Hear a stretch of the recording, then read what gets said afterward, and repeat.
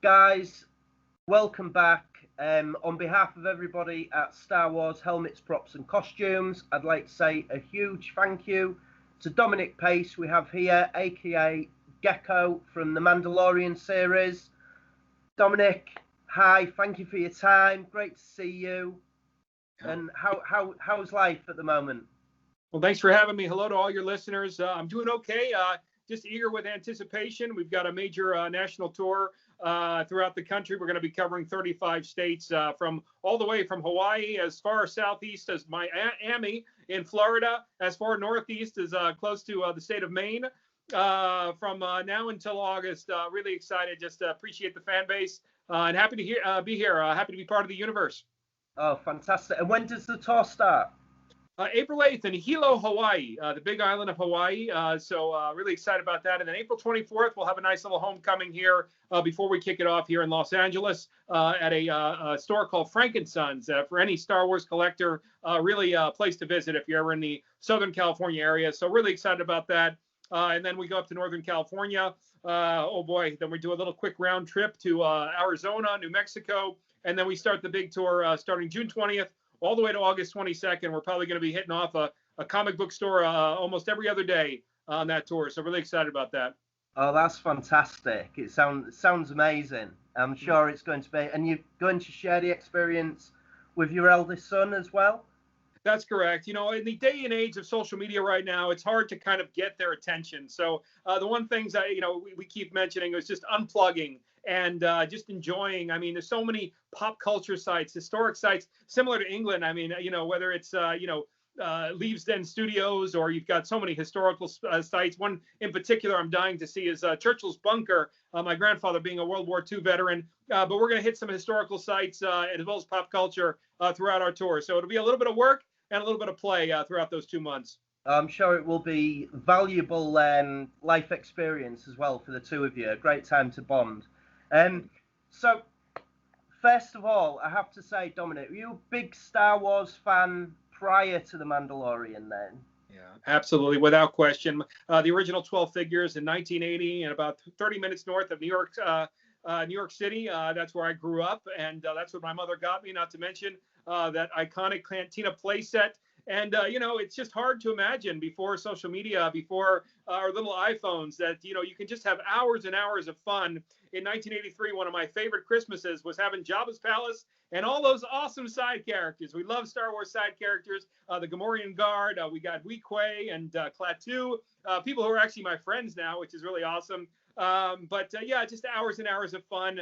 Lucas was at a different level. Obviously toys came out during that time. We had, a little bit of G.I. Joe and Evel Knievel and Incredible Hulk and such, but there was nothing more detailed than the mind of George Lucas, not only with production, but also the toy line, as well as the beautiful music of the legendary John Williams there. So I think music has a lot to do with touching the heartstrings of kids, not to mention the visual that pops out first, the colors, the uniqueness of the characters, the detail, the depth of the characters. So as a Generation Xer, ever since 1980, I've been hooked, and a lifelong Star Wars fan for sure. Oh, that's amazing. And are you a collector as well yourself? Do you collect different Star Wars bits? That is correct. All 90-something figures. Unfortunately, I've got about 5 left, the power of the Force. But I'm reluctant with every purchase because, now the ones that I have remaining, even loose, the loose figures are about $300 to $400. So I am collecting, but using caution because, especially during times of COVID, to have an extra bit of pocket change of $300 to $400 to drop on a loose figure is usually a big risk there. So we've got about 5 left, but just collecting little by little to finish off that final original trilogy collection from 1979 or 80 to 1985.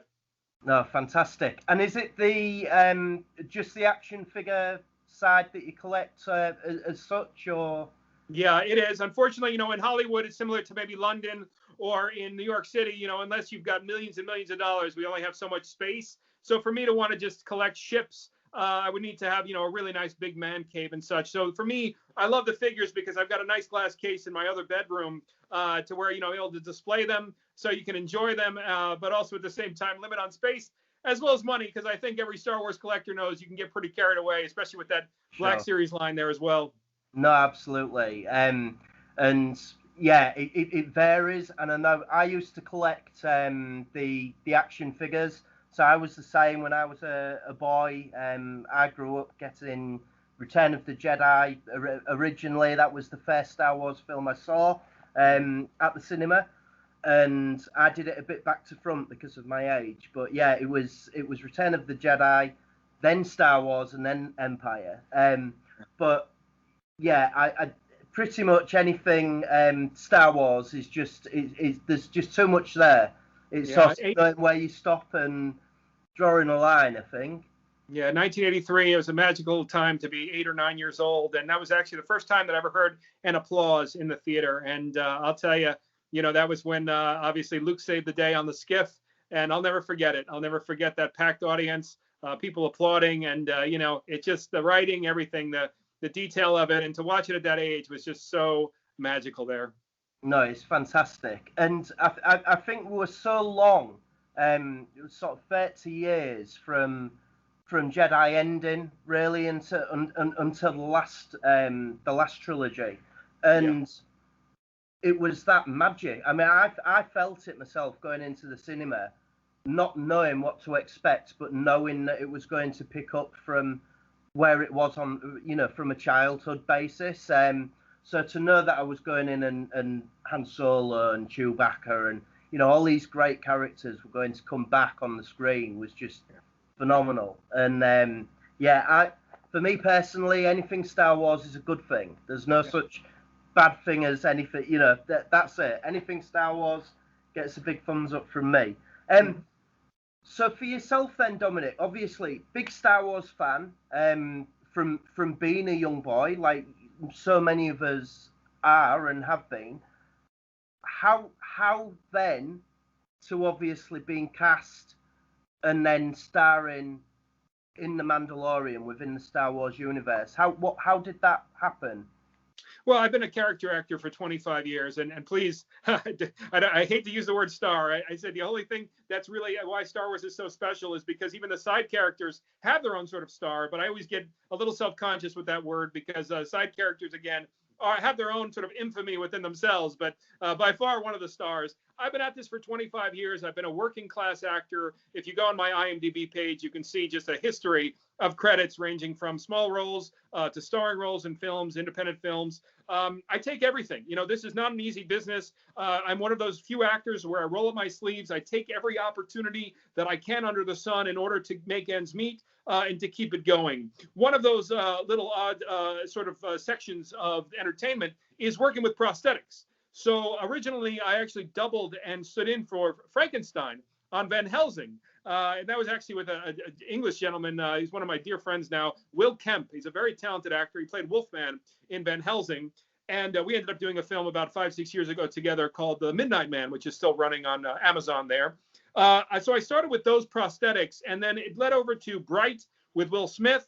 I also had a few little appearances on Agents of S.H.I.E.L.D. It's not the greatest, most elaborate talent in the world, but at the same time, a lot of the prosthetic creators, they want to have somebody who's patient, who's kind, and also has experience. I went in for a simple makeup test. That's all it was a simple makeup test, but I was polite and kind. It lasted about 6 hours. So in order to have that level of patience in the chair, I think is an ability in and of itself. Most people get fidgety. You want to get on your phone. You might, get restless, what have you. And I just hit it off with this legendary makeup artist, one of the most popular makeup artists in Hollywood right now. His name is Brian Sipe. He's one of the heads of Legacy Effects.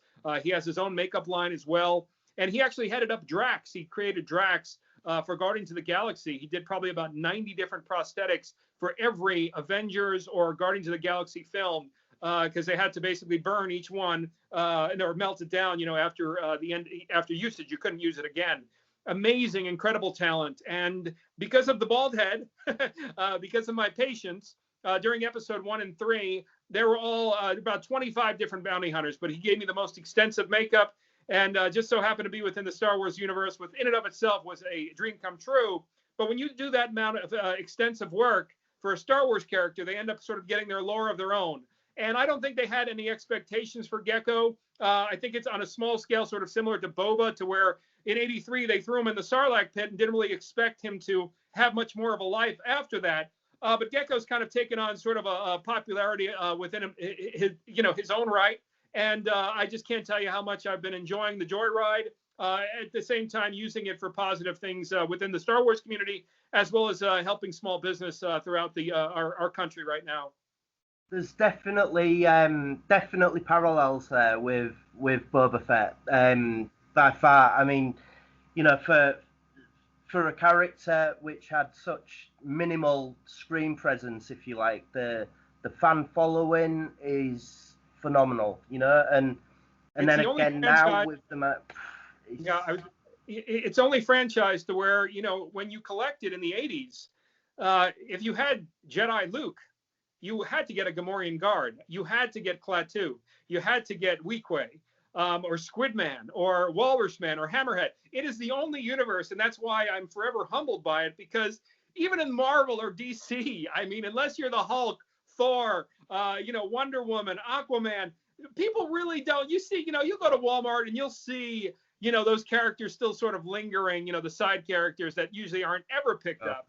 But with Star Wars, I mean, there's a lot of completion collectors. And, Gekko doesn't have his official figure, but behind me is actually so much of the memorabilia that the collectors or creators or Star Wars fans actually created for me.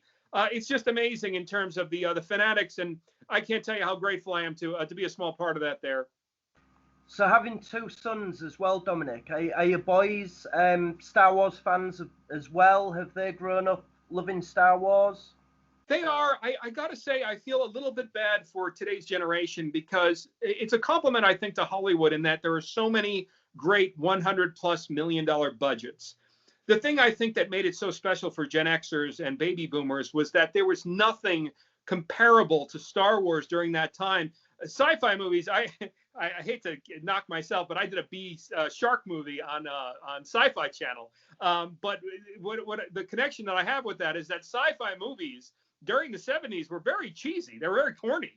So now the only problem with, going back to my sons, is that there's so much content. It's so much great anime, so many great video games. And then also social media. I hate to admit, with Instagram and TikTok and all the distractions, we didn't have that. Star Wars was just above everything, even the great films, Back to the Future, Goonies. As far as collecting, Star Wars, I mean, to me, other than, maybe Masks, G.I. Joe, we had a little bit of A-Team, it really ultimately was the main center point of pop culture.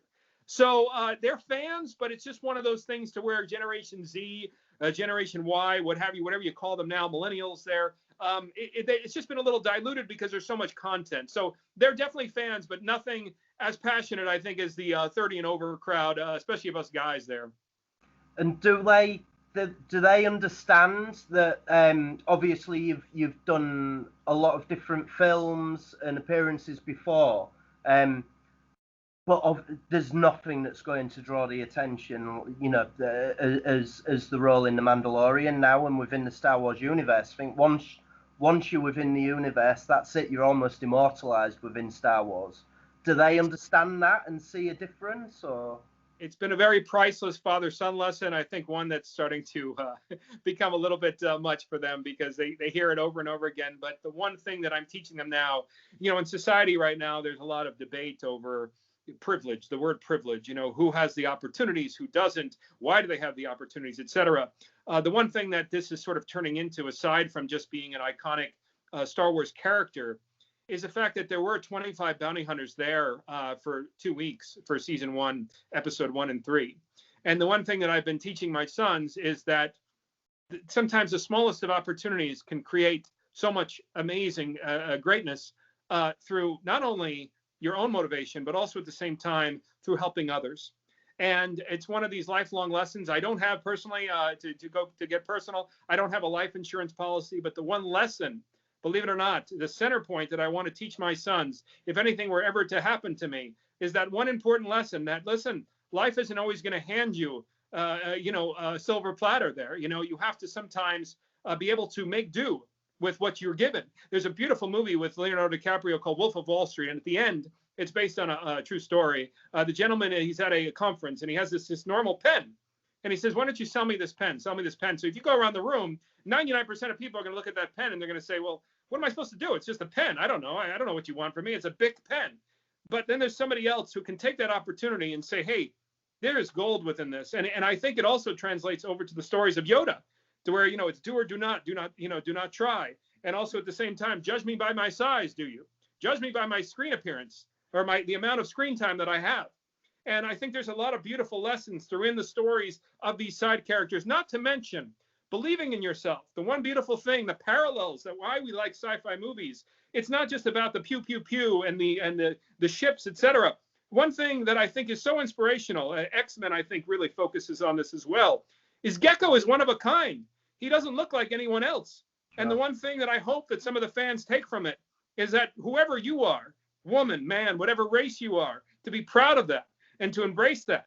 And so I'm hoping that it's not only the popularity that grows with Gekko, but sort of through this tour, I think some of life's lessons, which I'm only half responsible for. For me, I feel like Star Wars has a lot to do with it in terms of these lessons. But the one thing I do want to bring to light is just the fact that small screen time, also being your own unique person and not following the leader, it's amazing what you can accomplish in this world as opposed to making excuses. So that's what I'm hoping that they take from it, as opposed to just genuinely being a Star Wars fan, just for the amazing creations and the artwork that they do on screen there. Yeah, and the artwork especially is fantastic. I mean, the makeup, and I've seen the comic covers as well, which yes. are phenomenal. The artwork is really, really, really special. Yes. So in regards to the comics, is there a bit of a backstory? Were you given a backstory in terms of the character in Gekko?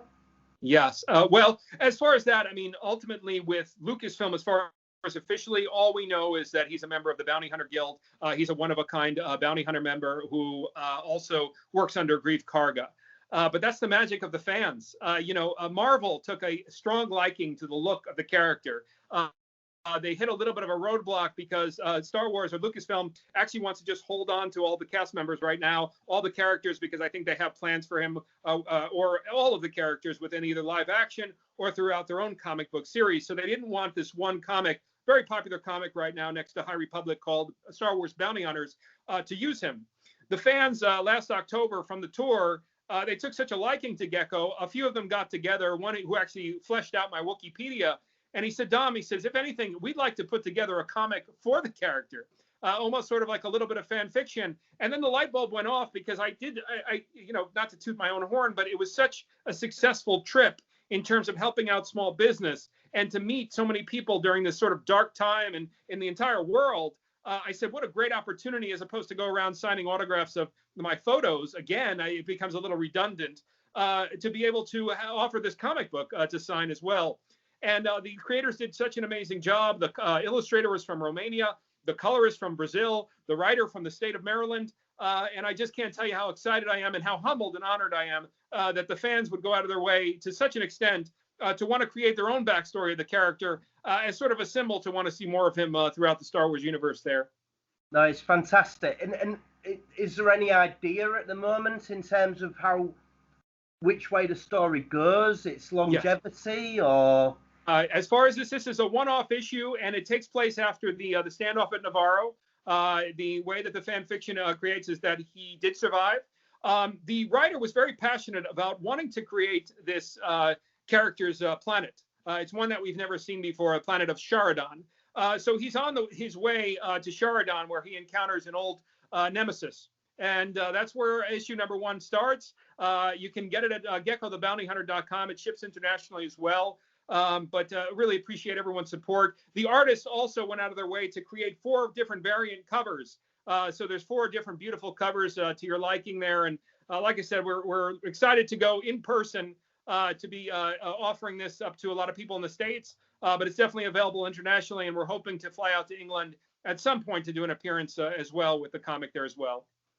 I really hope it's not too long before the conventions are back up and running again, and because it's been a long time, and I think everyone just needs it really, and needs a bit of normality back. Absolutely, without question. And all we can do, as entertainers is try to offer that level of normalcy, that level of happiness. The one beautiful thing, I felt a little insecure because I'm not Pedro, I'm not Carl Weathers. So touring, it was just a little bit humbling, obviously being, not really, significant as far as one of the stars. But it really was so gratifying to see people escape from their jobs, from the lockdown there a little bit. We did it in a safe fashion, but just sort of heading back to a little bit of normalcy, even though we didn't have the Comic-Cons, but to be able to offer some of our country a little bit of an escapism and a little bit of an opportunity to have an event on the weekends, because things right now, it just turns into ordering takeout and bringing it home and then going to whatever job you have and then heading right back home due to all this quarantine. So it was great to just bring some smiles to people's faces, which I think is ultimately the most important goal for Hollywood types there. Fantastic. And in terms of the tour, how many different stops are there?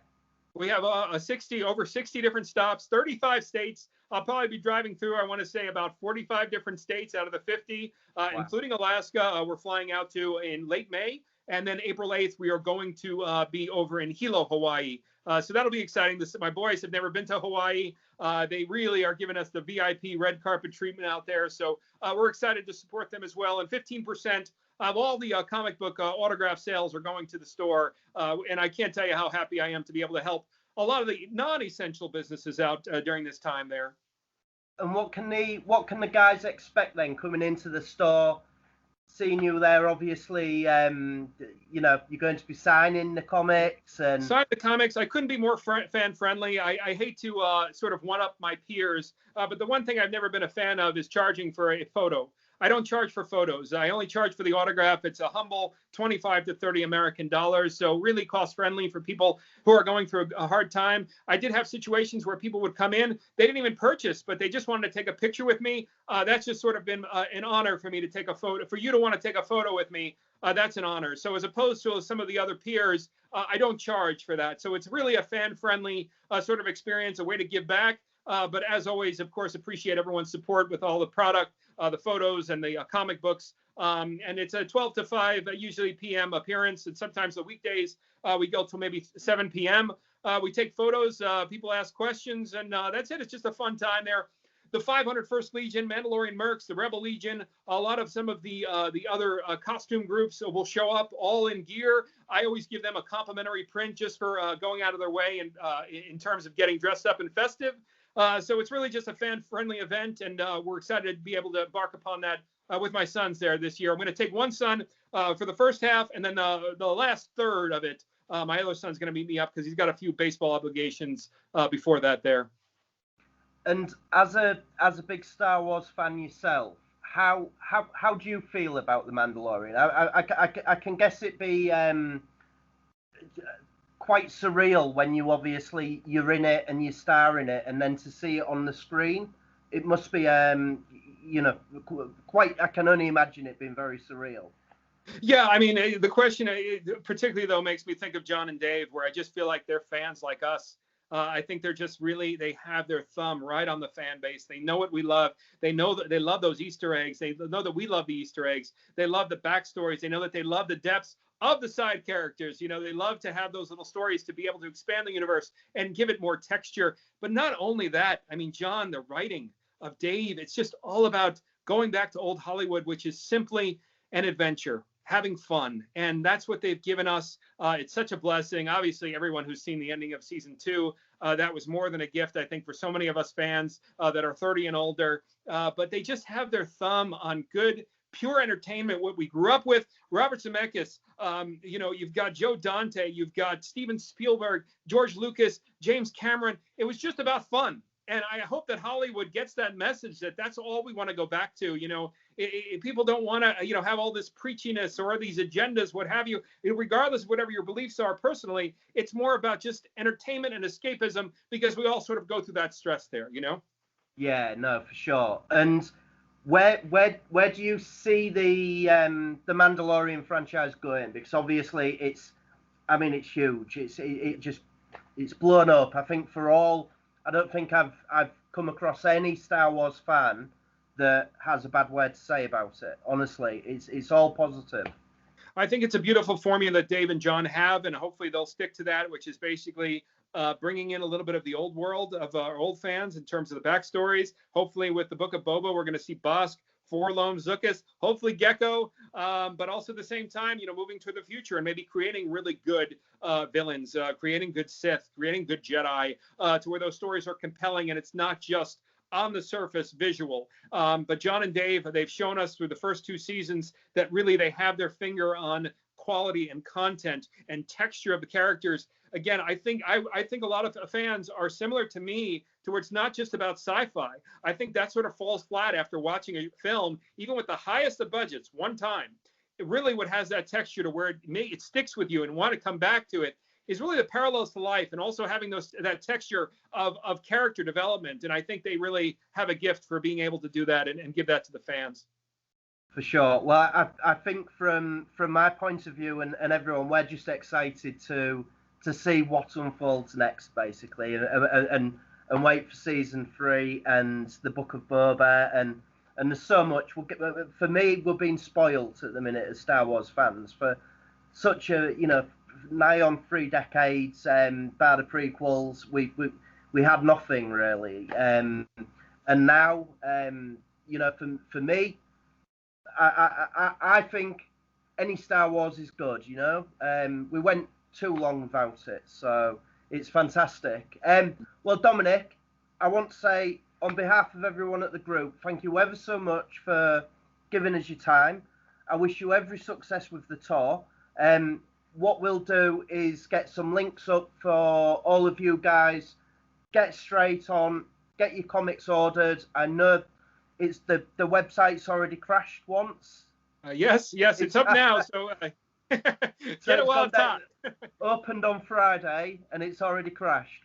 Fantastic. Well, that's only a good thing, for sure. Oh, well, thank you ever so much, Dominic. I wish you all the best. Have a fantastic time with your son. And I hope that we can speak again at some point, and have a good catch-up, hopefully after the tour, and go from there. Absolutely. All the best to everyone. Hope everyone stays safe and hope to see everyone soon. Thank you so much for all the support. Cheers, Dominic. Thank you ever so much. Cheers.